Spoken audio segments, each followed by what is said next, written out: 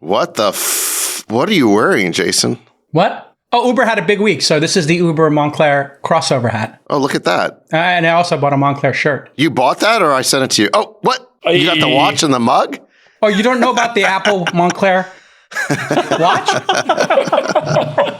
Or the commemorative mug? Or the new tack? You don't know about the new neck tats that are coming from Montclair? Zach, the new net tack? Oh my God. Oh, so good. Let's just say somebody got their beak wet. I'm not saying that I got a $100,000 sponsorship, but we don't have a rule in the agreement about logo placement, do we? Listen, J. Cal, if anyone was willing to sponsor you, every square inch of your clothing would be covered in ads like a race car driver. It is. Look. You'd be like wearing a jumpsuit every day. These, Montclair sponsorships are great. This is $5 plus $17 of shipping from France on its Etsy. I'm ready to go. Let your winners ride. Rain Man David Sack. We open source it to the fans, and they've just gone crazy with it. Love you, Besties. Queen of Quinoa. How was everyone's week? What did you guys do this week? Just busy, working, trying to be helpful where I can. And that'll be the extent of my comments today. How is Market Street this time of year? Look, there's all sorts of wild reports. I've gotten all sorts of inbound from people asking me if I'm like leaving Craft Ventures to do something at Twitter. No, it's not true. Jason and I are just pitching in and helping out while Elon establishes his permanent team at that company. Elon's the CEO. He's running it. He's the decider. He's making the decisions. And some of us are just kind of helping out in any way we can. And that's really the extent of it. It's a, very much part-time thing. We're just helping a friend. But It's been like blown up by the media into something much more than it actually is. It is 100% accurate. I am still doing my day job, podcasting, investing in 100 companies a year, just helping out on the margins. That's it. The end. I do want to try talking about one issue that's already public because it's already been tweeted. So Elon had a tweet this morning about how there's now like an advertiser boycott going on. And this follows on the heels of a bunch of reports that came out over the last couple of days that supposedly there's been a big influx of like racist tweets. And Jason and I actually saw what was really going on, which was it's all not true. I mean, what happened is that within hours of Elon taking over the company on Friday, there was a 4chan attack where basically people from this message board created bots to post hundreds of thousands of spam messages that contained racist words and epithets. And within hours, this has been detected, and Yoel, who runs the trust and safety implementation, he met with me and Jason, and Elon directed him to shut it down. And Yoel actually posted a tweet somewhere about it. That's the only reason I feel comfortable talking about it is because Yoel already posted the tweet storm, but maybe people haven't seen it or they haven't connected all the dots here. But what's really, I think, unfair about this is that as you've seen, it's not like your feed was all of a sudden filled with racist things. These were spam accounts or bot accounts that were posting to 0 followers. They generally have 0 followers, or if they do have followers, it's other bot accounts, right? So they're posting racist tweets into the ether, so to speak. It's not degrading anyone's experience. It was shut down promptly. But then what happens is these activist groups, they're monitoring the fire hose, right? And so they publish a report saying that racist tweets have gone up 500% since Elon took over Twitter. The truth is, Elon hasn't even had a chance to change anything about the content moderation policies. He's posted that. Like, guys, I haven't changed anything about content moderation. Whatever the rules are, they're the same rules that existed prior to him taking over. And this is just an organized operation by people who want to create that report. So then these activist groups basically publish this report, they feed it to news outlets, and then somebody then takes those reports and then feeds them to advertisers, and you get a boycott. But I think the point here is that Elon didn't do this. This is being manufactured by people who are not operating in good faith. They're trying to manufacture an incident that they can then use to hurt the company. Yeah. And it was thwarted immediately and fixed. Have you guys seen episode 333 of the Lex Friedman podcast? He interviews Andrej Karpathy, who is really, one of the great minds of our time, particularly around AI and ML. And the question that Lex asked, which Andrej expounded on, which I think is really interesting, is what does the next generation of bots look like? And I think where the problem gets very hard for all platforms, so this is not a Twitter specific discussion, is that you can now generate such real lifelike human images that are unique. And you can also generate high quality text through things like GPT-3 that's also, that can essentially push the boundaries of, a low level Turing test. I think the real problem over time for bots, for spam, for coordinated attacks on any platform is that when you use these tools, you're going to have to become very sophisticated in how you try to detect them and then to block them.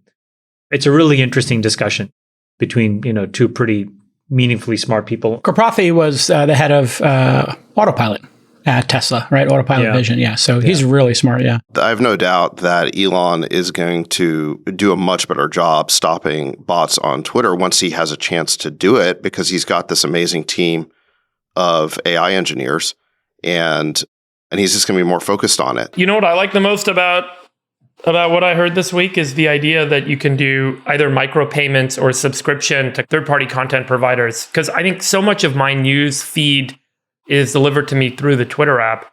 And then I click on an article and then it's like a paywall or it's some sort of difficulty in kind of accessing the content.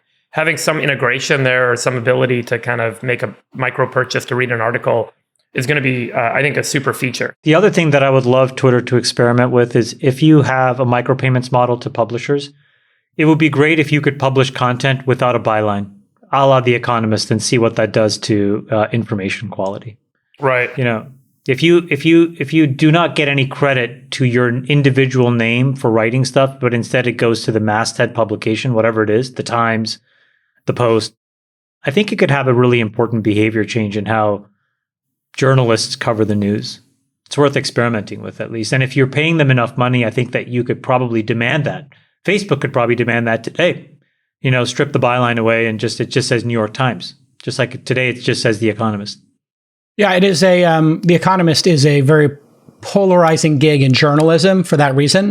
There are going to be actually a lot of journalists who would prefer to have their byline taken off. One of the problems with journalism today is even if you're doing reporting in good faith, Chamath, and you put your byline on there, harassment, threats, et cetera, can become very acute if you're just covering certain topics. And so I actually think a lot of, writers and journalists would opt into this. They might prefer it. I think they should, because I think the two ends of the spectrum are better than this, gross middle that we have. One end of the spectrum is you have the New York Times, the Washington Post, and The Economist with no byline and no attribution to reporters. The other end is if you want to build a brand that's based on your name, go start a Substack. Yeah. And I think that there's a very good balance there. And the New York Times could syndicate that as well. But if you separate the two, all of a sudden the news becomes more likely to be truthful news versus, well-disguised opinion. The other issue is, for readers, if you do choose to do a no byline publication, you're really going to need time to build trust and for people to understand what you're doing, because they will think you're taking the byline off in order to pursue a certain agenda, right? So that is the suspicion that can build up. The Economist has been able to do this over decades with trusted reporting, yeah. And Substack proves that you can have no reputation whatsoever, and if you're publishing great content, you can build a great business from scratch. So yes, you don't need to pay your dues, quote unquote, by getting a byline at the New York Times to be a clever writer. You can start that business today and get paid. So I think the New York Times should just focus on being the New York Times, and Substack should focus on individual people. And I think if you could clean up the middle, that would be much better for all of us. Anyways, I'm excited for you guys to help out and pitch in. I hope you guys do some good with it. I'd love to come back and use Twitter more often. Can we talk about the reporting that happened with the two guys that trolled the journalists and pretended to be fired employees? Because I actually thought that was such an interesting moment this week that all the journalists immediately parroted it because it fed their narrative. But there was no fact-checking done. There was no reporting done. And then several of them, including, I think, Deirdre Bosa from CNBC, came out and publicly apologized for that report. And if folks listening aren't familiar with what happened, these two guys came out, they pretended to be fired Twitter employees on Monday, walked out with a box, held a Michelle Obama book up, and they were like, hey, we just got fired. It's terrible. Life is awful. No, it's even worse. My husband and wife, one guy's name was Rahul Ligma, and the other guy's name was like Mike Johnson. So the whole thing was Ligma Johnson. Now here's what's so funny about due diligence. Hold on. I read this story without giving away that punchline to my kids. All of my kids immediately started howling. They're like, Dad, if you say these two names are Ligma Johnson. And I was like, oh my God. And so, when preteens can figure this out, but the journalism industry could not, is kind of a very telling sign. Freeberg made the key observation, which is they didn't figure it out because they didn't want to, because it fit their narrative. So they don't fact check things that fit their narrative. This was my point about journalism. It was so poignant to me this week when this happened, particularly as it relates to Twitter and the importance of, call it, open journalism or citizen journalism, and the integrity of kind of, of the voices that we all kind of trust as our kind of journalistic authorities, that these guys came out and they were conned right outside Twitter's offices into telling a story that fit their sensational narrative. And it was really a kind of poignant moment for me. Well, do you remember that story? I think it was originally in Rolling Stone, and then Rachel Maddow amplified it, where it was in Oklahoma City, where supposedly all these MAGA Republicans were eating horse paste because Trump told them to. And this is basically, they thought it was like a COVID therapy. And then they were going to the emergency rooms of all the hospitals, and then they were turning away heart attack victims because there were so many of these people going to the emergency room. Anyway, it all turned out to be like a made up story, like a hoax, but the media reported it because the story was too good, right? It fit too many of their preconceptions, too many of their priors. Also there's another vector, Sachs, which is live coverage is, you really have to be careful, because when doing live, people will call in and say, oh, they're at the scene of an accident. And then they will do a Baba Booey or whatever, kind of charades. And so without fact checking and without saying, hey, we haven't confirmed this yet, but these two employees are claiming this, people want to get real-time coverage. It's fine to do real-time coverage. I think everybody in the audience has to understand. You're giving them so much credit. What about the copy editor? There was a picture and it said Ligma Johnson, and the copy editor went there was with a worse it. one. Come on. No, that is so lazy. Jason, why are you covering for these people? I'm not covering. I'm just trying to explain. You're missing the point. You need to let me unpack the whole point. Let me unpack the whole point. There's also... You interrupted me. Well, here's the thing. There is a different standard for live news coverage. And then we've ripped out fact checking from a lot of these publications. And basic fact checking and a little bit of time. I'm explaining why they make this mistake. I'm not protecting them. You want to know why the reason they make it, that's part of it. But they've also ripped out fact checking. And then they are in such a race to get the clicks on social media. No. Here's what's going on. If the story fits their priors, they run with it immediately and they don't do any fact checking because they don't want to know that it's not true. That's what's going on. There is an element of that, yes. They will fact check a story if it's a narrative they don't like, because they're gonna try and make sure it's not true. Yeah, that's true of both sides, and they'll use proxies you're both as well. sidesing this thing. There's only one mainstream media. This is the mainstream media. Who's the alternative? What's the alternative? Substack? Fox is the number one news network. The alternative to the mainstream media is the Substack journalists. You think Substack journalists do this?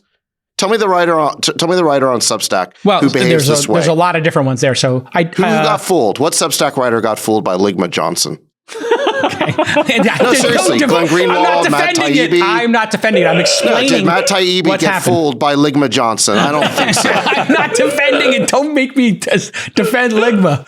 I'm not defending Ligma. Well, you're both sidesing it. I'm not both sidesing it. I'm telling you what is happening in journalism today. They have ripped out fact checking, and they are in a race to beat each other because the first person to get the story up gets the clicks. That's the dysfunctional thing. They tried to create a story when there was no story there. I agree with that as well. They went and camped out outside of an office, mid-Market Street, and they said, hey, there's this sensational thing happening. And there was no sensational thing happening. Correct. And so the little drop that fell into their laps, the little thing that fell into their laps became the story because that's the story they wanted to see created. There was no story beforehand that there were all these people being fired, walking out with boxes, and then they said, let's go send live TV producers down there. They sent the live TV producers down there, they and then did the story was manifest. Yeah. They did the same thing in New York at Bear Stearns. There was no story to cover. When they had other major layoffs at Bear Stearns and stuff like that during the financial crisis, of course, they sent people to do live coverage there. Not defending it. I'm just explaining to you what's going on in the background as well with live TV and the gutting of newsrooms and having no fact checking. A lot of these stories go out. But what about the copy 20 years ago, they used to have fact checking. My 11-year-olds and 10-year-old kids are better copy editors than these adults at these incredible publications. My kids started howling. They were like, Dad, do you understand what you just said? Ligma Johnson. Well, I mean, also, I mean, come on, this is like prepubescent humor that these people fell for. It's ridiculous. It's embarrassing. It's certainly embarrassing. Yeah, 100%. It is embarrassing. And this connects with the 4chan board. It's the same problem. This is a grievance industrial complex, right? They're manufacturing grievances. It's funny in the case of Ligma Johnson. It's not funny in the case of the 4chan board. But these are people who are inventing stories because there's a certain to manipulate narrative. Media. Yeah. To manipulate media because they know it's so easy to manipulate the media. Right. Anyways, big shout out to Rahul Ligma. That was a great stunt. Well played, sir. Also well happens played. to be a huge fan of the All In podcast, apparently. Well played, sir. He's welcome on as a bestie guestie anytime he wants. Oh, no. Well no, played. definitely not, Come on. please. Well played. All right, we should talk about layoffs in tech. Lyft, 13%. Riff, 700 employees like our yesterday. Stripe, 14% Riff, 1,000 employees. Opendoor, Chime, Dapper Labs, all hundreds of employees. Opendoor, the most significant, they're 550. 18%. Dapper, 22%. And Twitter, we'll see what the Riff winds up being, but that's occurring as we're taping here. So, And then Jason, Apple did a pause. Amazon did a pause, right? and Google and Facebook Hiring have pause. Hiring pause. yeah, maybe signaling a pause, but haven't. They've been hiring like absolutely at a crazy pace. And we'll pull up the chart here. Actually, it's instructive to look at Facebook and Google because they have not slowed down by any stretch of the imagination. Just by the raw numbers, this all started to peak in June and now is starting up again. So there's a website, layoffs.fyi, that's been tracking all these layoffs. You can see the number of layoffs. These are kind of major layoffs and the number of employees impacted. Been pretty consistent in the third quarter. It started to die down in September from the peak in May and June, and now This is going to seems spike to be this picking month, up. right? Yeah, it feels like this is the double dip we were talking about. I think this is the beginning. This Yeah. is not even... Unpack it. Well, I think that we had... If you take a very balanced view of what happened this week, you have to start, I think, with the Federal Reserve. And really what they said is rates will probably be higher than all of you think, and they'll be higher for longer than all of you want. And again, without debating whether, that's going to come to pass or not, the thing that you can do is you can build a little sensitivity model to understand the mathematical implication of it. And basically what it means is that the dollar that's right in front of you is now meaningfully more important than the dollar that's far, far away from you. So let's just assume that, the Fed funds rate goes to 5.5% or so, even 5. Let's go to the optimists and say it's only going to go to 5. Tech companies have to achieve 500 basis points above that minimum. So we all have to generate 10 to 11% returns for us to be on a risk-adjusted basis better than a government bond. The problem with that is all of a sudden, if you're trying to generate cash even 3 or 4 years from now, it's not worth that much. You need to generate dollars today. And so, they are really reprioritizing the value of short-term profits. And that's going to affect how companies get money, the cost of capital, so how much dilution you have to take. So I think this is what companies are now bearing down for. They're realizing, oh man, I need to get my cost structure way in line. It is way better now, just to think about this contrast. It's way better to grow at 20% and be profitable than it is to grow at 100% and burn money, because it's not clear where that second company is going to get the incremental dollars they need for growth. And that's just a mathematical realization when rates are 5%. Risk-free rates are 5%. Yeah, so, I think this is that moment where you see that pivot from growth to profit. Yeah. And, Yep. we've been talking about it for 6 months, but this is how it is manifest in Silicon Valley companies is of scale is through layoffs and cost reductions and cost savings. So the investments in future growth are reduced, and the timeline to drive greater profits is improved. I think what Elon is going to do at Twitter, or what is reported, so this is nothing to do with anything anyone told me, just what I've read in the reporting, is accurate, that he's going to cut so deep, he's going to cut 30, 40, 50% potentially of the employee base. It really sets a new standard for how profitable a tech company can get. And again, I'll give credit to a Twitter poster named Postmarket, who I didn't give credit to a few weeks ago when I read this tweet. which I think was a good one, which was that Elon's really going to show everyone just how profitable these tech companies can be, just how lean they can be run. And, when you're doing a 10% riff or a 13% riff, you may or may not even be getting to profitability with that riff. When you cut 30, 40, 50% deep, and you can actually turn a real profit on a business, an enterprise scale business, like a Twitter or like many other enterprise software companies that are out there right now, it really kind of sets a new standard that a lot of folks might then end up saying, you know what, maybe we should go deeper. And there could be the case that private equity firms take a look at this. And there's a lot of these distressed mid-cap and small-cap software companies out there that private equity firms now realize, wow, you don't actually need 50% of the workforce in order to keep the product running and to drive to profitability. And you could see a bit of a flurry of buyout activity as more folks come in and maybe try and mimic the Elon playbook. So, that's one kind of prediction I think may arise. If Elon is successful in making Twitter a much more profitable enterprise, it could set a new model that catalyzes a lot of other M&A activity, a lot of other buyout activity of these distressed small and mid-cap companies by other actors. Can I build on what you're saying? Nick, Yeah. could you please just throw up that tweet that I sent just for all of these guys to look at? Because I think it's incredible. So to your point— Yeah, this is an incredible slide. This is an incredible slide. And essentially what it shows for those folks that are not watching this on YouTube is it essentially shows the private software universe and then the public software universe at different levels of valuation. So as an example, right now, there are 15 companies, private companies that are valued greater than $10 billion. And there are 40 public ones that are valued greater than 10 billion. There are 50 companies between, more than 5 billion, but only 60 that are public that are valued more than 5. And here's what's crazy. There are 400 companies who have an average valuation of 3 billion. And then there are already 70 companies in the public markets where they have $1 billion of next 12 months of revenue. And it just goes to show you, to your point, Freeberg, if these folks have to generate an 11% hurdle rate, their cost of capital is 11%. The companies on the left will have to go through a lot of very difficult cost cutting, potentially headcount reductions, repricing of the product, all kinds of things. And so many that of them have. Yeah. No, none of them have. Oh, of these? Many of these On are the on the left. layoff tracker. Yeah, on the left, right. 400. There's almost 500 companies here that have to do an enormous amount of work so that they have a chance to be on the right-hand side of this chart. Yeah. The point is that you didn't have to do this when rates were zero. There was just an abundance of free money and risk-seeking and duration that is now out of the market. Chamath, I think there's also a story that of the 200 companies that are public software companies that you see on the right, some number of them will need to go private in order to do the restructuring that the market is demanding that they do in order to get rightly valued.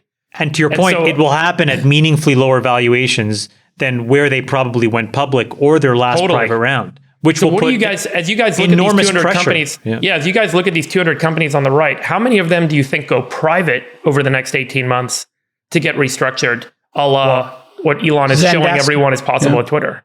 18 months is hard to predict, but to your point, Freeberg, I think if you look at the number of them that are unprofitable, at least half of them will have difficulty. So I think about 2/3 of these companies really have no line of sight to profitability in the next 2 to 3 years. And again, if you layer in this cost of capital argument, all of those companies, David, will have to raise money at very egregious terms in order to keep themselves going as a public business, in which case their alternative is to go private in a PE transaction. So it's probably at least half these businesses.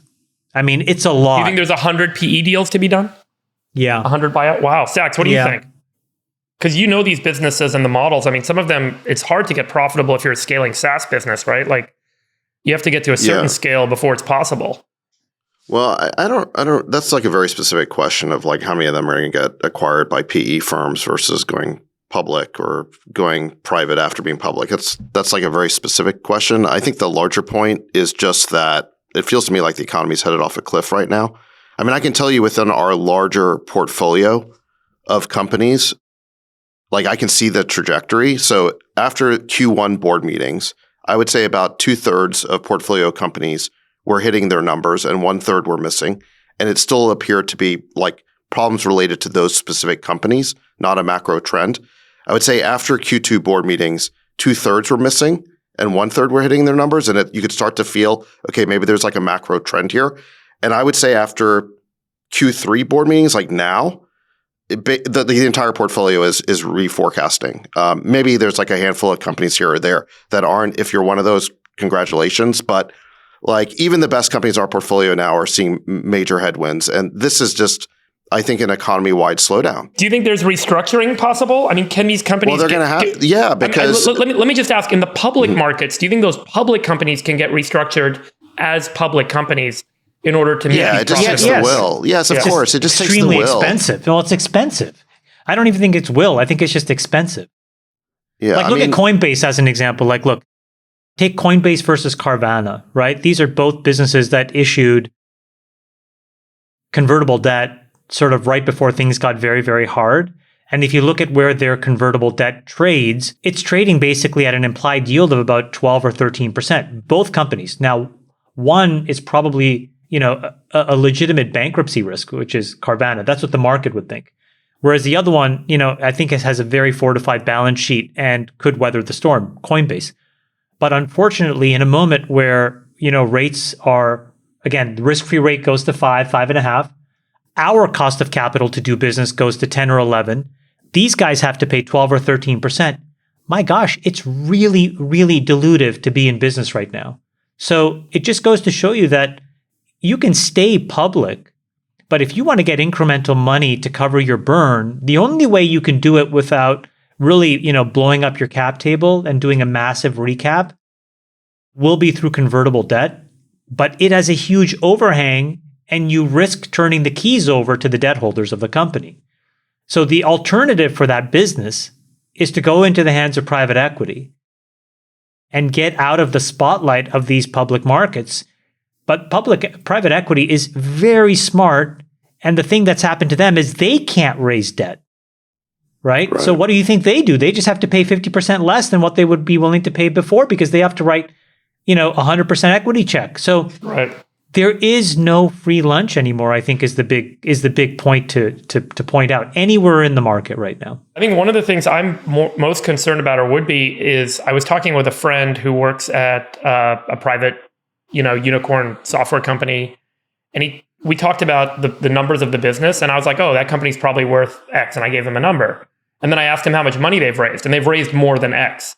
So I was like, dude, your options are worthless. Like, this is a real problem, I think, that's probably going to become very systemic for scaled unicorn software companies. What happens to these businesses, Sachs, in the market, as they kind of need another round, but the value of the company is now less than the total cash that they've raised, that all is sitting as preferred stock?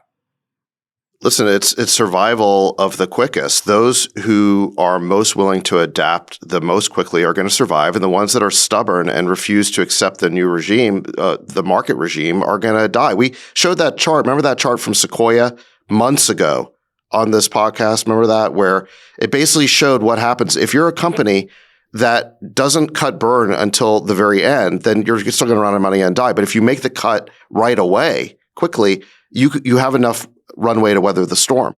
And I think that what we've seen is, at my firm Craft, this is exactly it. Yeah, we showed this months ago. We've been begging our founders to embrace this. We did a review with our entire set of founders of our portfolio companies. We did one in February when we felt the markets were changing, and we did another one in May, and we showed this slide. And this is the most important thing for founders to internalize, is you have to make the changes quickly. One way for them to think about it is, let's say you're a unicorn company, okay? And you raised at the peak, let's say second half of 2021, you raised $100 million at $1 billion valuation. And let's say you've got $50 million left in the bank, right? So you've burned $50 million. A lot of these founders are thinking that $50 million they've got left is only 5% dilution, but that's what it was historically. If you were to raise a new round today, you might only be valued at $250. So that $50 million you have left is actually 20% dilution. And that's if you could even raise, which might be very, very hard. The most important thing founders can do is forget about the historical terms on which you raise that money. Forget about how much money you were burning in the past. Just think about how much money you have in the bank today. Impute a valuation to it so you really internalize how much dilution that money represents, and then create a new plan moving forward to preserve that cash as long as possible. Can I say something else quickly on top of this? I think that's really good advice. The thing that, again, people should do is you should just build a little spreadsheet for yourself to understand what the alternative financing options are for people who are in the business of investing. So David, to your point, the current 3-month T-bill rate is 4%. You can buy munis now between 4 and 5% that are triple tax advantaged, right? You can buy high quality corporate bonds that are 6, 7, 8%. And so you can buy stocks that have a dividend yield of 5% of growing market leading companies. And so all of a sudden 5% dividend yield. Exactly. And so all of a sudden, like turning around and giving it to a company where there is no end in sight in terms of it doesn't get you to profitability is a really, really hard thing to do. I was talking to an entrepreneur, David Soloff, just yesterday, and he said it really well. He's like, listen, I'm not a macroeconomist. I'm not trying to forecast, but he's like, what I understood yesterday, this is David talking about the Fed, as an entrepreneur, the angle of attack has changed. The Fed has said, this is not going to be some triangle sawtooth. It's not going to go up sharply and then come back down sharply, which is what we would all want if we wanted things to get back to normal sooner. The angle of attack is now a little bit slower, which means it's going to take longer to get where we need to be. And then we're going to stay there for a lot longer than we want. And when you roll those two things together, a lot of companies may run out of money. And so if you can't get to default alive, you have to look at your cost structure and figure out how to right size this thing, because the cost of capital is just going to be really, really expensive. And this was the Fed's goal, right? They wanted to take away this free capital. They wanted to slow the economy down. And it seems like they're making progress. They did the 75 basis point hike this week, but we're adding jobs to the economy. We have more job openings, and we had 2.6% GDP growth. So I guess my question to everybody here is, what is the Fed going to have to do, or can they stop this consumer and this growth? It's very strange, right? Powell said he'd rather overcorrect and break things because he has a toolbox to fix the broken bones, but he doesn't have a toolbox to fix if they undercorrect and they have rampant inflation. I mean, not more explicit you can't get, Jason. So he's going to take rates until demand is destroyed, and enough demand is destroyed such that inflation is tamed. But that has huge implications to all of us, because we all have to do our job trying to build a company, trying to raise money, trying to invest money. It's just getting much, much, much harder than I even thought. So for me, I'm like, wow, I thought that we could get through the worst of this by mid-23, but now you have to plan for the worst, which means, okay, now I'm thinking that, man, rates could be higher for much longer, which means, we could be in this market till early 25. And you may say, hey, that's way too conservative. Yeah, but you have to plan for conservatism in this point. So how do I invest money right now? Honestly, I'm like, I should just put it more into T-bills. Isn't that crazy? If a company's like HMOth can have another 10, 15, 20 million bucks, I'm like, wow. I mean, I don't think that gets you anywhere. And oh, by the way, that 10 or 20 million dollars, I can generate 4%. What a tough trade-off, right? For somebody who has access to private markets, which should be high growth companies, to take the guaranteed 4 over the 50x, 25x, 10x, whatever we're trying to bet on here. Yeah. It's not just the guaranteed 4, but if you want to take tech risk, then you could go buy the corporate bonds of some high quality companies for the 10 or 11%. So you take moderate risk. So you're also competing with that, not just zero risk. Can you explain that for the listeners, what that corporate debt is and why it pays more? Sure. There are high quality public companies, tech companies that have bonds, and that's corporate debt. And they obviously have to pay a higher rate than what the Treasury pays, because the Treasury is risk free and corporations could default. So there is some risk to it. It's not zero risk, but it's like, if you're willing to take tech risk, then why wouldn't you buy a bond at 10%? Meaning the equity always has to beat that threshold return. But hey, can we just go back to the jobs report for a second? I mean, the U.S. government could default, but it's considered the least likely to default of all issuers of debt in the world. And that's why said people- another way. They control the to be printing clear, press. That's why people call it the risk-free rate, because it is the least risky. The U.S. can always repay its debt because the debt is denominated in dollars, and the Treasury can always, at the end of the day, print more money. That would just be monetizing the debt. Other countries that owe money in dollars and obviously don't control the U.S. mint, they can't do that. So they could actually default. But since we're the world's reserve currency, we're never going to default. However, the dollars that you get paid back by the U.S. government might be worth a lot less in the future because of inflation. And that's the real risk that you have to think about. But there's no default risk, right? Whereas with corporate debt, there is.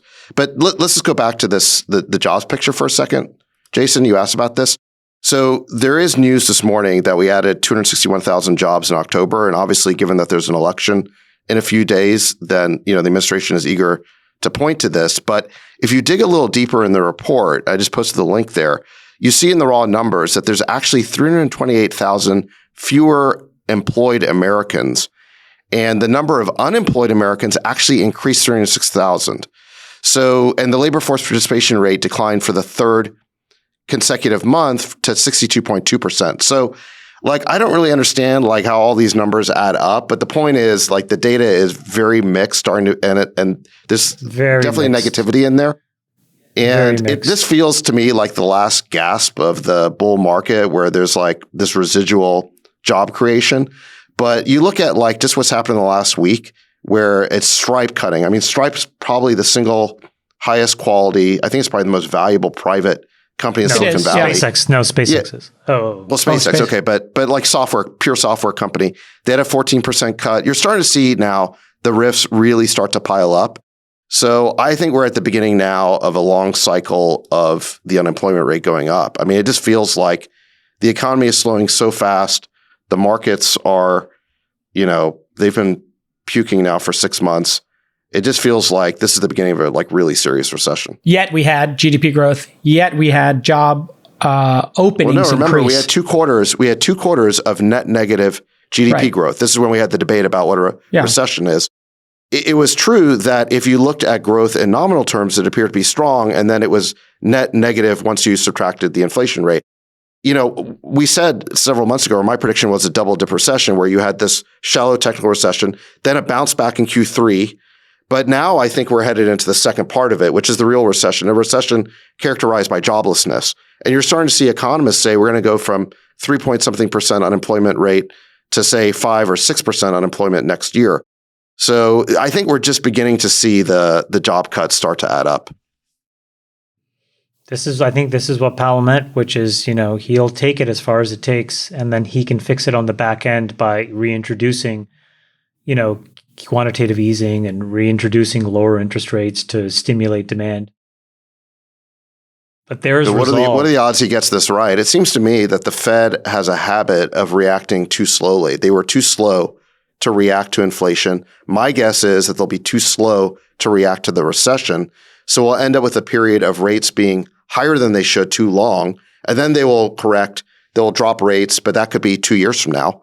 And meanwhile, we could be in a pretty deep recession. I think you're probably Here are the right. 2 charts for you to look at: the GDP by quarter, and then after that, the labor participation rate. So there's your GDP, Q1, Q2 being negative, Q3 bouncing back. We'll see what happens in Q4. And then here's your Fed force participation rate for labor, as we discussed. The thing with the labor participation rate that we're still not sort of truly factoring in is we had 1 million Americans die because of COVID. And, starting in that Trump presidency, we lost 7 or 8 million immigrants. So those 8 million people have a huge effect on this number. Yeah. Right. And it's not properly really factored in, because if you see that at the start of the Trump presidency, it just fell off a cliff, basically. And you also have people who retired early. That was a big trend. And this all peaked in 2000, labor participation hitting that 67, 68%, I think is the peak. And just slowly going down as boomers retire early because they made so much on their 401ks and homes. And then you're right, Chamath, we've really cut immigration in the last, 5, 6 years. I think there's an element in here that's missing on how much people individually are finding other ways to earn income. That doesn't qualify and show up in the labor force numbers. People have set up Etsy stores. Shopify stores have tripled since COVID. People are making more money on YouTube, on Instagram, on TikTok than ever before. There's a whole new class of work that revolves around the individual creating their own business, creating their own income stream that's simply taken off and has taken off. It was kind of a trend pre-COVID, but it really took off during COVID. And there's an element of this that's really more about the transition of how people work and how they earn that isn't reflected in these numbers. I don't think that the idea that everyone should go be an employee at a company is necessarily the right way to think about labor going forward. The amount of money that individuals are earning is probably the better way to frame this up going forward, and as really thinking about the earning power and the economic health of this country. This is something important you're bringing up here. Gig workers are about 9% of the workforce, and Uber and Dara had they grew over 70% this year. But I think the big number that I watched for was drivers are making $36 an hour in the United States working for Uber. So you're exactly right. People are finding other options, whether it's DoorDash, Uber. And that doesn't Etsy. qualify in labor force, right? Because they're No, independent it does. contractors. Independent contractors are counted. Yeah, They are counted. That's based on my preliminary research. If somebody wants to fact check us, that'd be great. But my understanding is independent contractors, which is what gig workers are classified under, are counted in labor participation. I don't know how they're counted, so we'll look that up and figure that out. There was a story in BBC that the Bank of England has now warned that the UK is facing its longest recession since records began. Some of this is getting to be fear porn. Yeah. But look, here's what I think is scary about going into a recession is, number one, you don't really know how long it's going to take to get out. We know the average recession lasts about 18 months, but the truth is once it starts, you just don't know. And the second thing is you don't really know who's been stress tested. People claim that they can weather the storm, but the truth is that there's no way to truly simulate a stress test. They claim they can, but the only way is to really subject an institution to that pressure and that stress. And then you see if they come out the other side.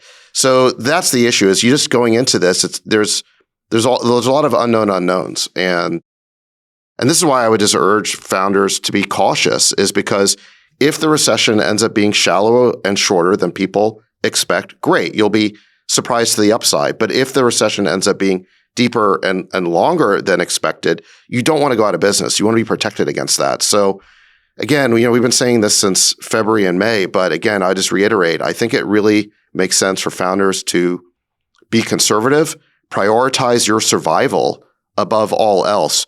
This recession probably will last about 2 years. You want to make sure you survive it. And to Chamath's point, if you survive it with lower growth, that's fine. You can keep growing on the other end of this thing. But if you go out of business because you grew too fast, then you're not going to get the chance to fix that problem when the recession is over. I just don't see anybody rewarding hypergrowth that is burning a ton of cash, where you have to be back in market every year, because it's just very hard to feel comfortable that the conditions on the field aren't going to be drastically different a year from now, right? It's not like we know that it's going to be better or worse. And I think that uncertainty is actually really bad for companies. So to your point, it's just like a lot of folks have tried to shy away, David, from actually revisiting their valuations. They've done these complicated converts, and they've tried to basically, I think it's sort of like managing their ego or the board's ego. And I think like the next shoe to drop has to be these founders and these boards just saying, okay, let's just take the hard medicine. What's the real, market clearing price and valuation? Let's get a third party to price it, and let's get new fresh equity and then move forward. Because if you don't do that and you wait until everybody's trying to do it, then it's going to be a really tough scenario. So better, to your point, this is why like Stripe, it's so smart. Better to cut now. Again, it's always hard to let people go, but it's better to do that now than 18 months from now, because you just have no idea how much more expensive or hard it's going to be then. And who's going to even be in the business of lending money or investing money in 18 months? And that sounds pretty crazy, but it's like I think that's the moment that we're in. To your point, Friedberg, I did a little research here, and according to the Fed of St. Louis, if you counted casual workers, informal workers, doing over 20 hours a week of informal work, aka gig work, you would increase labor participation between 0.5 point and 1 point. If you counted all of them, maybe even slightly more than 2 percentage points higher. So Probably about a point seems like a realistic way to look at labor participation. And of the 8 points, or maybe now the 6 or 7 points to 10%, it would then account for 10 to 20% of the 10% drop in labor participation. It's just alarming statistics, because if most people have most of their personal net worth tied up in their home asset and their home values are declining or going to decline, and we're seeing this dramatic spike in consumer credit in the US, it paints a really ugly picture for the next 2 years. Wow, guys, I'm just looking at the markets today. GitLab's down 15%, Snowflake's down 13%, Monday's down 14%, Atlassian's down 30%. In one day. Wow. Yelp is down 17%. These are growth tech Opendoor companies. is down 16%.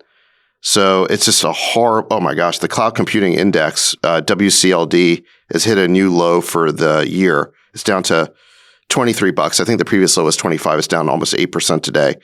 And this is on a day in which the NASDAQ is down less than 1%. So the point is that People are growth rotating stocks, out of growth stocks. yeah, it's just brutal. And so listen, if you're a startup founder, you got to realize these are like some of the highest quality public software Twilio's down companies. 40% today. Twilio is down 37% in a day. Today. Whoa. But guys, this is just math, you know? It's not a judgment on any of these companies. It's just pure math. This is why I think you have to be utterly unemotional in this moment. And if you're a CEO running a company, particularly a SaaS business, you have to really figure out how to right size your cost basis and make this money last. Profitable industrial companies are up. Bill Gurley had a tweet about this a few months ago about how the biggest mistake people make in riffs is they just do like a tepid riff, like a 10%-ish riff, and they have to come back and they do it again and they do it again. This is what I think the Elon action this week really sets a standard. He shows the entirety of Silicon Valley that you can cut deep and you can turn a profit and you can do it fast. And it could set a new standard for how folks are managing this. Jack Welch used to, in his management principles, recommend dropping the bottom 10% of people every year. And so, the 10, 13% cuts don't really pass muster as a public market investor kind of looks at the management across these different companies to turn a profit. They're going to say the folks that are making the deepest cuts the fastest are the ones that are going to get valued. It's unfortunate, and it's a difficult circumstance for everyone in Silicon Valley to deal with, from the employees to the investors to the public and private shareholders. It's really brutal. One quick question for you guys. It's really just this kind of market motivation that's underway right now. Here's the chart. And my question for you is, when do Google and Facebook stop this? I mean, if you look at the number of employees being added, it is truly extraordinary. Here's the chart. And this includes the latest quarter. So they are not turning off hiring yet. What do you think, Well, no, hold on. Didn't they announce a hiring freeze? They announced that they were, at Google, they announced that they were going to hold people accountable to better performance and they were going to go do more with less. And then they added more people. By the way, Facebook said Alphabet's they would do a Alphabet's hiring up 2% freeze. today.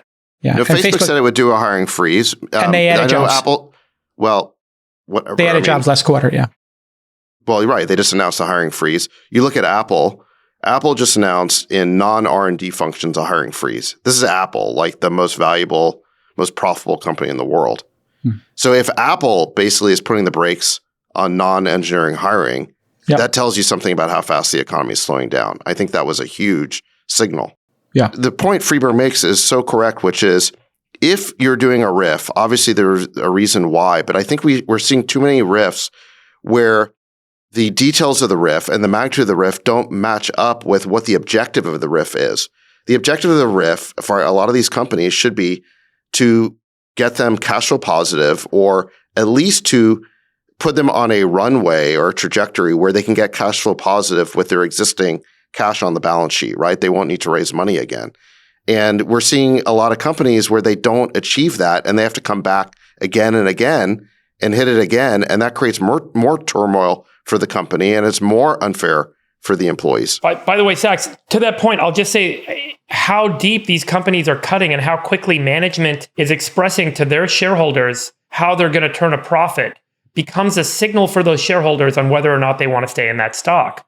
And the companies that are doing it fast and are doing it deep, the investors and the shareholders say, you do actually have a path that makes sense here. I'm going to stay in the stock. Cash today versus cash in the future.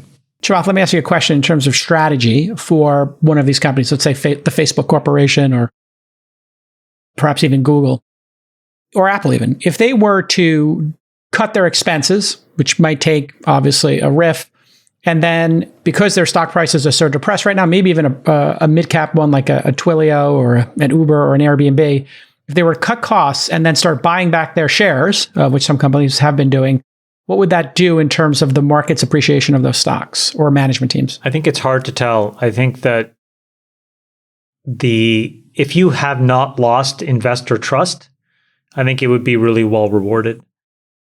If you have become unreliable and undisciplined, even those cuts, I think, would be met with some amount of excitement, but probably not a broad-based support. So, then it just goes to narrative. Meaning, if Google did it, I think that people really trust Sundar and Ruth, and I think the stock would go bonkers. They would probably move very quickly into the echelon of Apple, and Apple is sort of a first among equals. Like they're just in a different class unto themselves. Facebook, I think, is a little bit harder because I think folks have gotten burned, and they would have to make some really, really deep cuts. But then, where do you do it? You can't capitulate on this meta strategy. But then the other part is where you make all the money.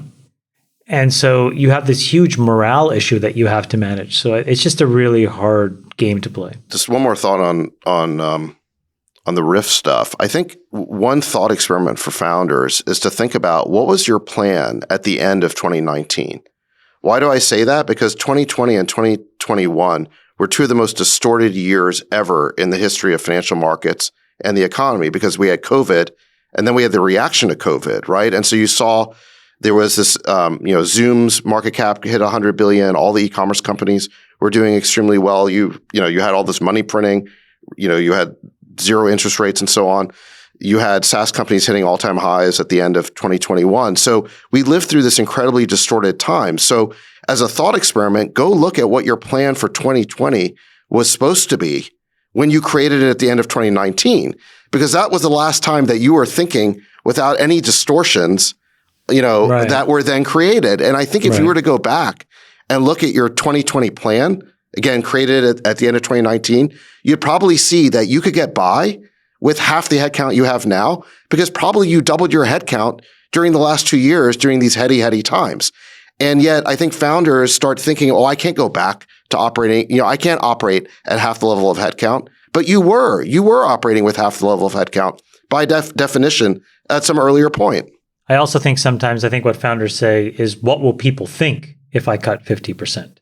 Meaning all of a sudden the perceived success of my business would be different. And I think that this is where you have to realize, no, there's a lot of ego tied up in these things, which slows people down from doing the thing that they need to do. Yeah, it's hard to do. I mean, look at Airbnb as an example. I mean, they did this ginormous RIF during COVID because they had no choice. I mean, their revenue went essentially to zero, and now the business is incredibly strong. It's throwing off massive amounts of free cash flow, and the stock market seems to really love what Airbnb's done. And a similar story over at Uber in terms of having done significant RIFs and probably could do significant ones. Yeah, but Jacob, let's forward. just be clear. Airbnb is still down almost 75% off its high. Right. So when you say the stock market love it, so they're up today 3%. So meaning they're not down 30% in one day, but they have gone down with the rest of the market. They have gone down with the rest of the market, but it feels like the business. I'm talking about the business fundamentals. When you're throwing off almost $1 billion of free cash flow. Good job. Yeah, now you're going to start. People are going to perceive that business maybe as of this cohort, the flight to safety, right? Or same thing with Uber throwing off free cash flow now. I think a lot of these names are going to, I don't own Airbnb right now, but I do own Uber. I think the people throwing off the free cash flow are going to look pretty attractive and be able to buy their stock back maybe. All right, everybody, let's talk about the midterms. A lot of big Senate races and obviously governors, Pennsylvania, Georgia, Arizona, Wisconsin, Ohio, all really important races. Sachs, what do you think? Well, it looks to me like there's going to be a Republican wave. There was an interesting article actually on CNN where it's called 5 Scary Numbers for Democrats. And what they point to is that Biden right now has a 42% approval rating. 61% of the American people say he hasn't focused on the key problems. So this is called the out of touch index. 51% say the economy is number one issue compared to only 15% for abortion. And then 78% say we're on the wrong track. I don't think I've seen a right track, wrong track index that was so negative. And 75% of the country says we're in a recession. So, when you look at polling numbers like that, it must translate, I think, into a Republican wave. And you have now Real Clear Politics currently has the GOP gaining 4 Senate seats. So winning in Arizona, Nevada, Georgia, and New Hampshire. That's a big change from just a couple of weeks ago. And winning 31 House seats. So this is kind of what it's looking like right now. But look, the margin is still within the margin of error on the polling. So Nate Silver has pointed out that within one standard deviation, you could either have a Republican wave or you could have basically the Republicans fizzle out. So it's going to be very close, but ultimately, I think this breaks Republican. Yeah, to me, the way that I'm looking at it right now is that it seems like most scenarios, the Republicans will have the majority in the House. And the real question is what happens in the Senate. It's really, really kind of a coin flip. And that's going to be really interesting to see. So, things where I thought would break Republican in the Senate, like Pennsylvania, are now back to almost a statistical dead heat. So it's a really interesting moment, actually. But most scenarios, David, I think you'd agree, is that the Republicans win the House, and then there's a plurality of scenarios where they also win the Senate. The House will almost certainly go Republican, but I think the Senate now, the official percentages are 55% likely to tip Republican. But I just think that in a wave year like this, where the wrong track sentiment is so high, I think all these races that are a dead heat, they're more likely to break in one direction as opposed to like a random distribution, right. Which is why I think you could just as easily end up with, instead of it being a 51-49 Senate, it could be 55-45 because all these things could break the same way. So right now, I would slightly disagree in Pennsylvania. I think Oz has improved as a candidate. Fetterman did that debate, and since he suffered that stroke, he kind of came across as somebody. Well, how do we feel about that? I had very, very hard to watch that happen, and yeah. I mean, the guy has suffered a stroke, and it's sad, but he doesn't present as someone who can be a senator right now. I think Oz is going to win that race. What does the science say about that? Like, are we as a society, is this a good idea to have somebody post-stroke be in office? I'm not picking any political side here. I'm just talking about the medical issue. Oz is actually doing the right thing right now, which is he's not actually focusing on that issue because it's so obvious. He doesn't want to be seen as beating up on Fetterman, and instead he's focusing on, a human, yeah. He's focusing on the issues. And actually, Fetterman's issues are very unpopular in a state like Pennsylvania. So I actually think for both reasons, Oz is going to win that. I think Fetterman's manifestly unqualified, but also I think his positions are fairly unpopular. So I think Pennsylvania will almost certainly tip. So let me pull up the chart here just so people can see. Ohio is going Republican. And then Arizona, I think, is really the interesting one where Blake Masters is now tied. After being behind Mark Kelly throughout this campaign, he is now tied in new polling at 47. Oh God, yes, he's so tied. Unpopular. Your guy is really unpopular. And now he's tied? He was never that unpopular, J. Cal. That was your interpretation. Wave. It's the Peter Thiel wave. He was doing really poorly, I think, because he was anti-choice. I think that Arizona is probably going to be the closest race in the country. I think it's going to be a nail biter, but I think Blake's going to pull that out. Sachs, what do you think are the biggest policy shifts that take place in this country post this predicted red wave? Is there anything that changes? So just, talk to folks about what's on the docket from a legislative point of view going into the next Congress with all these new candidates. The reality is we have a separation of powers in this country, and you're going to have divided government. The Republicans will control Congress. The Democrats will control the presidency. And so as a result, you're going to be largely in a gridlock situation. But gridlock may be a lot better than what we've had over the last couple of years. So, you've had basically this orgy of spending and money printing, and I think that's going to stop, obviously.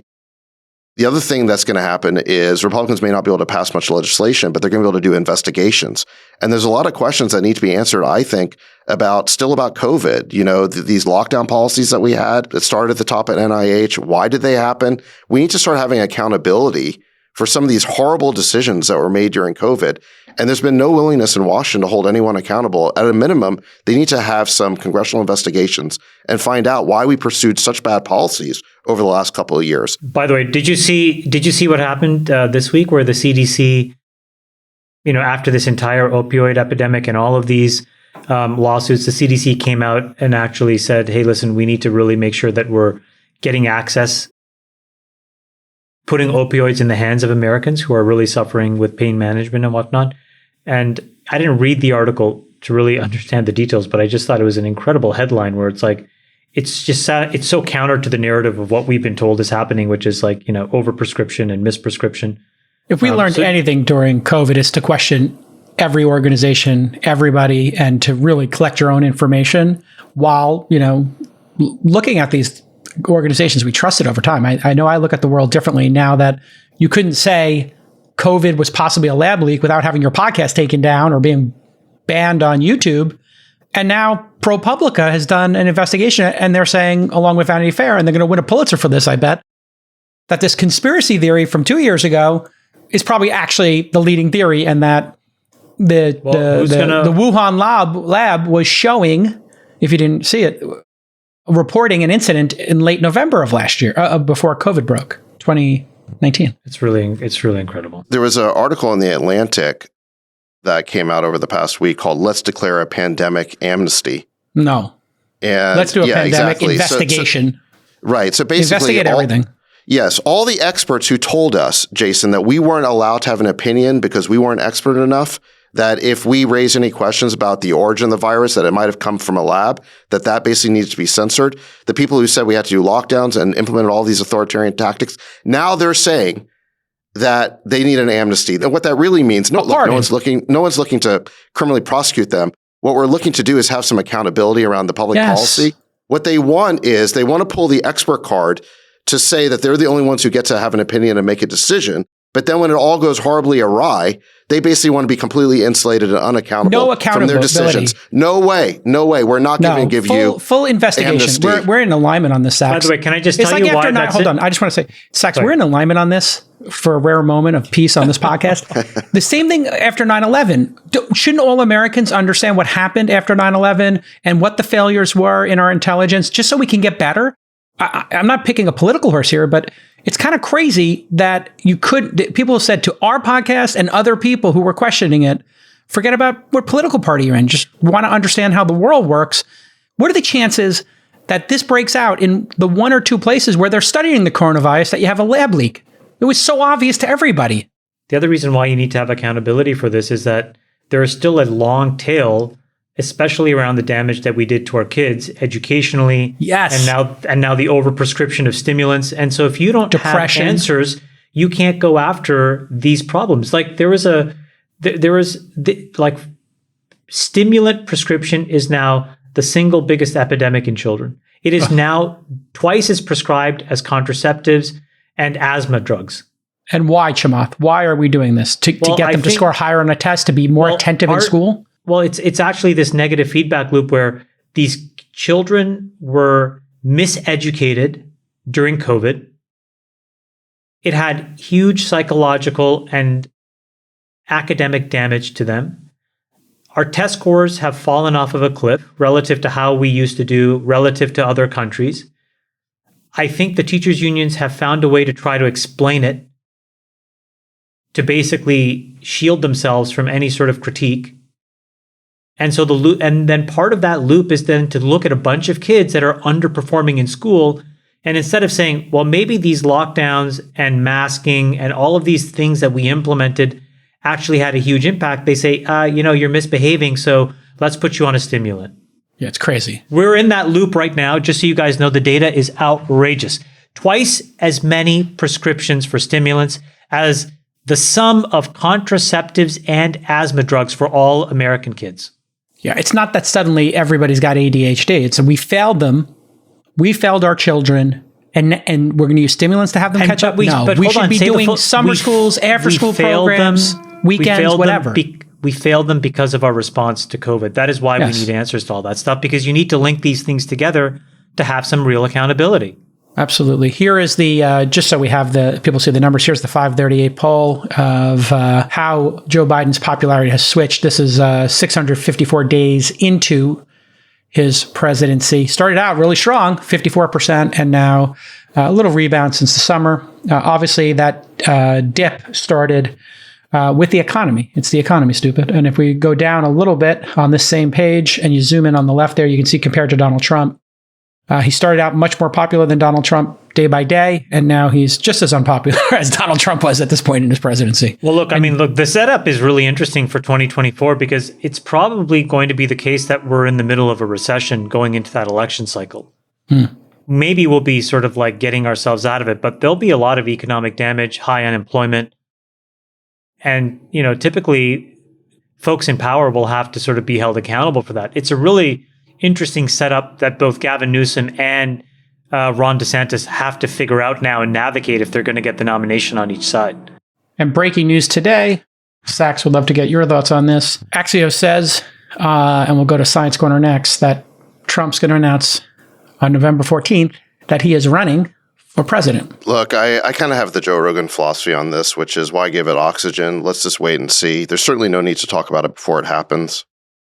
We're not even past this election yet. But hey, I want to go back to the Biden popularity, because I think part of the issue here is what are the arguments that Biden is making to the country about why people should vote Democratic? And he gave another speech on Wednesday night where he basically claimed that if you vote for a different party, that is a threat to democracy. In other words, the perpetuation of single-party rule is what you must do if you care about democracy. That is a sales pitch that's not going to appeal to anybody outside of the viewers of MSNBC. It's just not. He's not talking about the issues that really matter to the country. What the country wants to know is that he's focused on the economy. He's focused on inflation. He's focused on crime. He's focused on the schools and fixing this learning loss that Chamath was just talking about. He's not doing those things. Instead, he's basically saying that the Democrats should be kept in power forever because there was a riot at the Capitol on January 6th. And look, that was a stain on the country. Okay. It was terrible that happened. Disgusting, but that is not a reason. Hold on a second. That is not a reason to keep Democrats in power forever.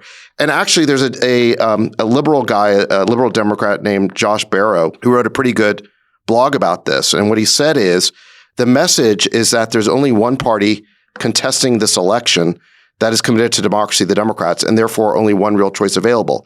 If voters reject Democrats' agenda or their record on issues including inflation, crime, and immigration, they have no recourse to the ballot box. They simply must vote for Democrats anyway.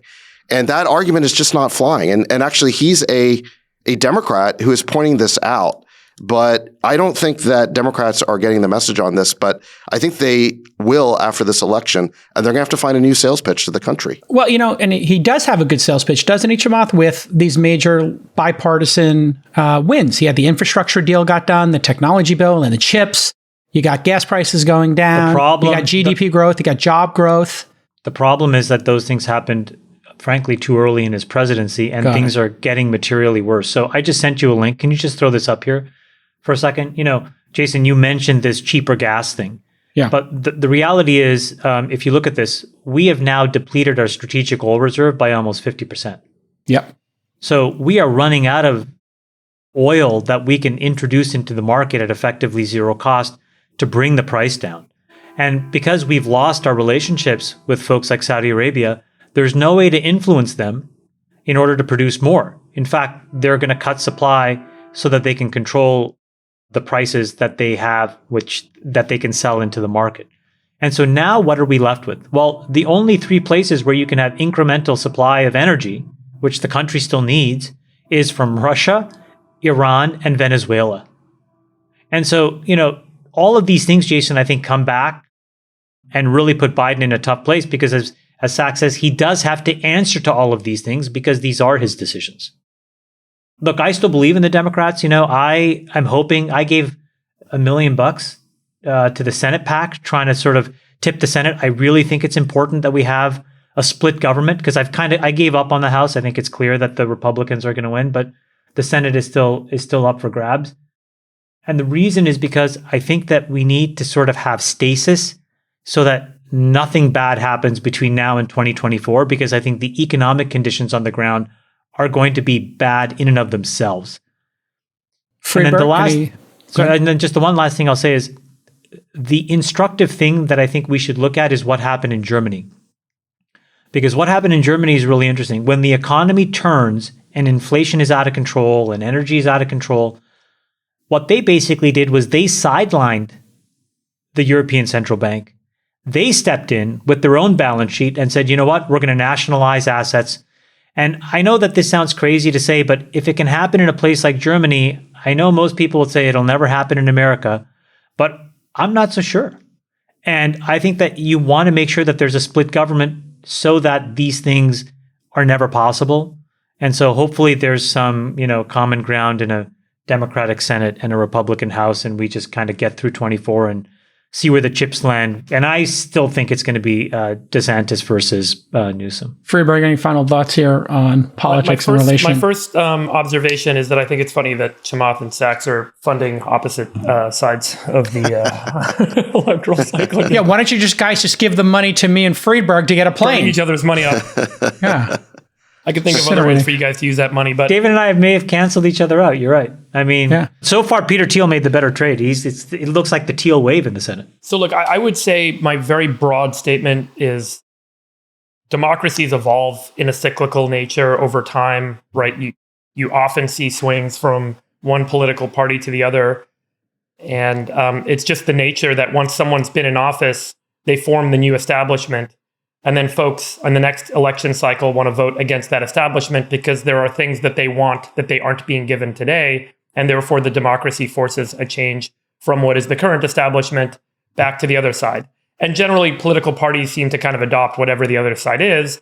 And that's how the cyclical evolution of democracy seems to play out. The recent trend that has been more alarming, which I think we can kind of take pause to notice, is the rise of populism, where populism is this really kind of vehement, diehard opposition to elitism and the establishments that everyone feels kept down by and everyone feels taken advantage of by.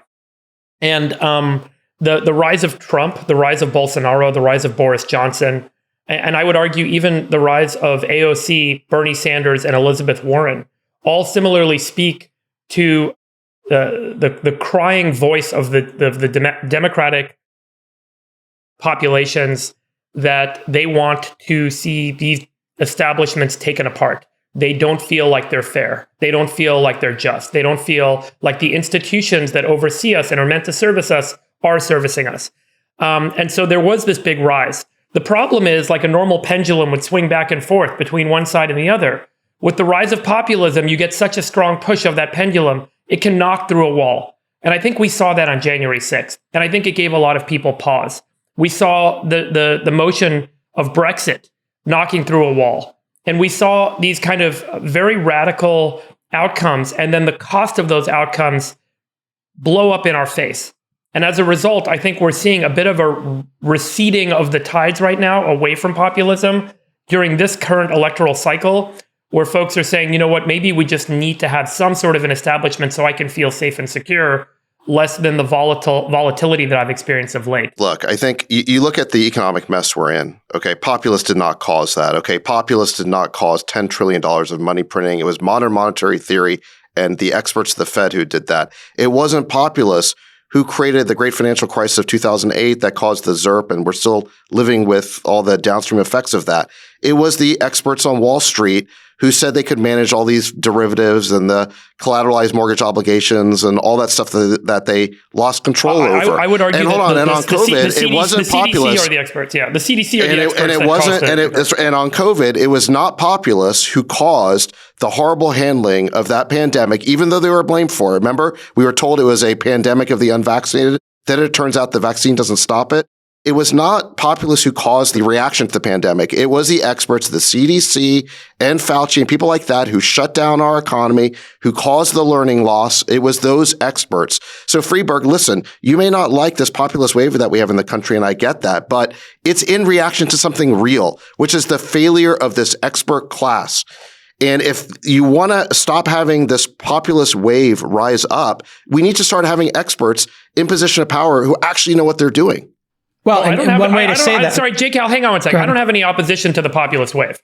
I'm making the observation that the effects of some of the populist movements have started to become too volatile for people to feel like they should continue forward with that electoral path. That was my observation. Okay, I'm not kind of criticizing the populist movement.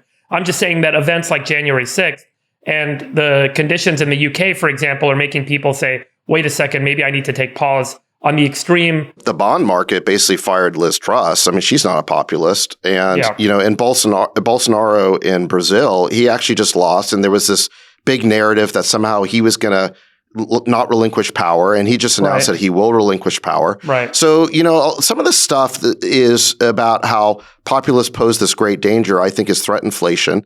And that the threat is magnified by elites who want to stay in power. And the truth of the matter is we need accountability for the people in power. And when they set the wrong policies and decisions, they need to be replaced. No more unaccountability. Yeah, I mean, I 100%, just to my personal belief, 100% agree. Accountability is what's lacking most across all of these institutions. 100% agree. Accountability, maybe competence, and also transparency and accountability. Like, I think that's what the public wants. Competence will ultimately be measured through accountability. If you want to hear, but there's no. Hold on a second.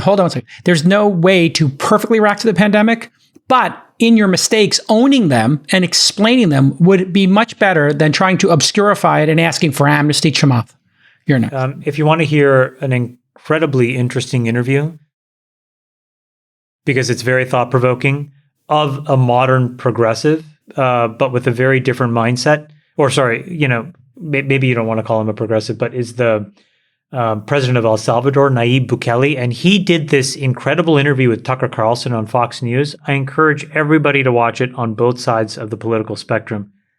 That man is impressive. Wait, did we just get an admission that Chamath watches Tucker? I watched that interview. You watched the Tucker? Oh, my Lord. Jason's head's exploding right now. Because I try not to be a complete ignoramus. He's an entertainer. I like to watch things on both sides, but that interview is incredible. He is unbelievably impressive, and it double clicks into the skepticism that smart people like him, the outsider class, has with the insider expert class. In a nutshell, if you want to see it, I would encourage you to watch this interview because it's incredible. Incredible. Really Jason, the peasants with pitchforks are rising up against this elite class who've put themselves up. They've set themselves up as lords. They want exclusive control over their blue checks. And we're about to overturn this establishment because it is corrupt and it is incompetent. It would be great if the people who worked for us were competent back on Megyn and Kelly owned and were transparent. I think that's why people are opting out of this, is they don't feel that there's a level of competence in these institutions, nor ownership and transparency. And it really is frustrating, whether it's education or it's health or and any of these topics we've talked about here on the show. Let's go to Science Corner and we can wrap. What do you got, Freeberg, for us? To mock. I think we were going to cover the Facebook Meta announcement that their AI research team had generated the physical structure of 617 million proteins from these metagenomic data sets. And so remember, AlphaFold made this big announcement that they had highly accurate predictions of protein structure, the three-dimensional shape of proteins. And remember, proteins are kind of the machines of biology that do everything from catalysis to enzymes where they break stuff down. And they're like, they have all this structure that allows them to do specific physical things. And proteins are coded in DNA. Every 3 letters of DNA codes for an amino acid. A string of amino acids makes a protein. And so, we have about 1 million species where we've sequenced the entire genome of those species. Only about 3,000 animals, by the way, including humans. 500,000 from bacterial species, and then a bunch of viruses and other stuff. But call it about 1 million species that we've sequenced. And so, earlier this year, Google's AlphaFold project published the 3D structure of 200 million proteins that they had derived from the whole genome databases that existed, where we've gone through and figured out what's the full DNA sequence of all these different species. Now, when you look at the DNA in the environment around us, you were just to take the DNA out. It turns out that we have seen very little of that DNA. The vast majority of DNA that you would find in a teaspoon of soil, for example, we've never classified. It's not part of a species that we've actually built the whole genome around. We may not even know what species that DNA is from. And so when you take a teaspoon of soil, you'll get about 100 billion microorganisms in that soil from about 1 million unique species. But you don't see those species because the way DNA sequencing or shotgun sequencing works is DNA is chopped up into little 250 base pair lengths, little 250 strands. And those 250 letters are read at a time. And then statistically, bioinformatics puts together all of that little DNA segments and tries to create long strands of DNA to figure out what the genes are or what the whole genome is. And so shotgun sequencing gives us kind of a snapshot of the DNA, but until we've done the hard work of figuring out the whole genome, we don't know what species that DNA comes from. So when you take a sample of soil or you take a sample of human poop and you sequence it, or even a teaspoon of ocean water, and you just sequence the DNA in it, you get all of these little segments of DNA that we've never seen before. And you can string them together statistically because you get lots and lots of copies of them, and you can figure out the overlap, and then you can create these genes. And a gene is a segment of DNA that codes for a protein. And those genes make up the metagenome, or the combination of all the genes that we find in a piece of the environment. And that metagenome comes from millions of species that we've never seen before. So what they did at Meta is they took all of those genes that we pull out of the soil or we pull out of the ocean, and they picked a bunch of random samples. And they then predicted the physical structure of the proteins from just those genes without knowing what organism they came from. And this gives us a whole new universe of proteins that we've never classified before or never seen before. Now, I will just kind of speak a little bit critically about it. Number one, they didn't do what AlphaFold did. What AlphaFold did is they took 3D structures from typically X-ray crystallography. Then they took the DNA code and they built machine learned models to figure out the 3D structure from the DNA code. What these guys did at Meta is they took the 3D structures and the code, and they basically did a fill in the blank. They found all the metagenome data out of these samples, and a lot of it was missing. And they filled in the missing blanks using kind of common protein structure that existed out there in the wild that we already knew from the AlphaFold data. And so they kind of did a fill in the blank. And as a result, it allowed them to very quickly build these 3D models versus doing the hard and rigorous work that AlphaFold had to do. So they claim that it was 60 times faster, but it's actually an entirely different technique. And the second thing is that they represent that only about a third of it is high quality, meaning only about a third of the proteins that they've created structure for are really useful or that could be kind of applied in terms of this is the real representation. Now, why is this interesting and important? Proteins can form the basis of new medicines. So, we can find proteins in the soil, genomes in the soil and proteins in the soil that can kill certain fungal pathogens, that can kill bacteria. And those can be turned into fungicides. They can be turned into antibiotics. We can find proteins that bind to specific things. We can find proteins that fix nitrogen from the atmosphere, and those proteins can be turned into new types of fertilizer. So, searching through this universe of proteins that exists in the metagenome will allow us to find new molecules to do new and interesting things with in the applied engineering world. And I will say, this is... What would the output of these be is what everybody's going to be thinking. Antibiotics, fertilizers. I mean, the idea of the metagenome is rather than start with the species and then take the genes out of it, just go get the genes. The genes are already there. They're in the ocean, they're in the soil, and there's millions of genes, hundreds of millions, billions of genes that we've never seen before. Therefore, there's billions of proteins. Now, we could randomly create proteins, but the number of proteins that could exist is more than the number of atoms in the universe. Because remember, there's 20 amino acids, so 20 to the 200th power, or 20 to the 300th power, or 20 to the 1000th power, meaning how many different combinations of amino acids can you make? That's more than there are atoms in the universe. So the best place to start is what evolution has already given us, all the proteins that exist in the environment. So let's go find those proteins in the environment, and then let's figure out what do we think they can be used for? Can they be used in industrial applications, in medicine? Can they be used in... We could be doing them in material science, you're saying, correct? Material science. And so, a lot of drug discovery mines proteins. It tries to find proteins and figure out what can these proteins be used for. And now we have all these new data sets of proteins that are being generated from these metagenomes. And so it's amazing. I mean, look at the world around you, look everywhere, up and down, on the walls, on the ground, below you. There are billions of species of organisms that we've never classified before that are making billions of unique proteins that we've never classified before. And any one of them could unlock an amazing commercial opportunity for industry, and for medicine and for human health and so on. So that's what's really exciting about this ability to kind of mine the metagenome. silly question for you, or maybe not silly. We have gotten the precursors to DNA from meteorites, if I understand correctly. What do they call them? Nucleobases? Nucleic acids? Yeah. Nucleic acids? Thymine, et cetera, like things that exist in DNA that are precursors. We've never had DNA from space, obviously, but we could at some point start to find DNA out there in space, and this could have an even crazier impact on what we built here. Is that the next card to turn over after we human genome what's here? No, I wouldn't say so. I think, look, if there's DNA that's coming to us from meteorites, call it a couple hundred genes. You could pick up a piece of soil and find over 1 billion genes in that teaspoon of soil, right? So we have far more to mine here on Earth. And the low cost of DNA sequencing and shotgun sequencing, coupled with bioinformatics, where we take all that. So just to give you guys a sense, when you take a teaspoon of soil and you get the DNA out, and you read the DNA out of it, sequence the DNA, that's potentially tens of gigabytes of data. And then you could do that millions of times over. And then you statistically can find genes and then statistically estimate what they physically look like, what those proteins look like. And then you can start to build models around which ones do we want to try and use for drug applications? Which ones do we want to? So there's so much work to do just in terms of what we have here on Earth. And the tools are getting so cheap and so available. There are labs that are all over the world starting to kind of spring up to do this work. It's super exciting. Chamath, any thoughts? It's kind of, just to put two ideas together. I've said before, like the two big investable themes that I'm orienting my organization around is this.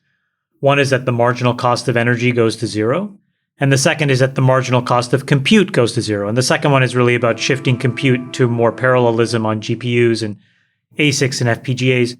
But that's why all of this stuff is possible. The fact that, Meta can do this and Google can do AlphaFold is largely because the cost of all of this stuff is, trivial for these kinds of companies. So it's really exciting. It's going to move science, in my opinion, out of this in vivo, in vitro experimentation model into silica. And so those who can actually build learning machines will solve some of the most important biological problems. So I'm a real believer in this stuff. I think it's super exciting. When do you think this stuff actually hits Friedberg, our life? That's always when people talk about these discoveries. A lot of people don't realize it, but so many molecules that are used in agriculture, like fungicides to kill fungus in the fields, those are derived from this sort of work. A lot of antibiotics, a lot of medicines are already derived from mining genomes, finding new proteins, and seeing what those proteins can do. Because these proteins didn't evolve in the environment randomly. They evolved to do something. And in many cases, we can take that thing that they do and then harness it into a product.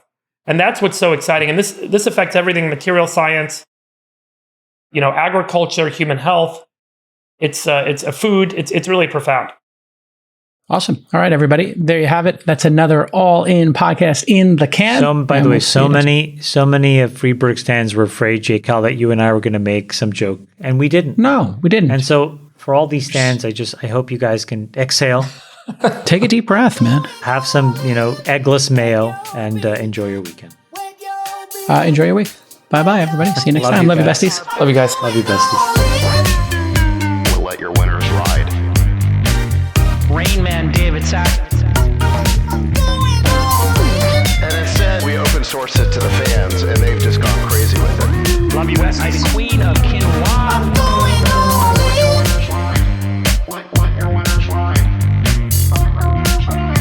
Besties are gone. Code 13. That's my dog taking a notice in your driveway. Oh, man. My haberdasher will meet me at Clinton. We should all just get a room and just have one big huge orgy because they're all just useless. It's like this sexual tension that they just need to release somehow. Wet your beak. Wet your beak. Wet your feet. We need to get merch. Besties are I'm back. going all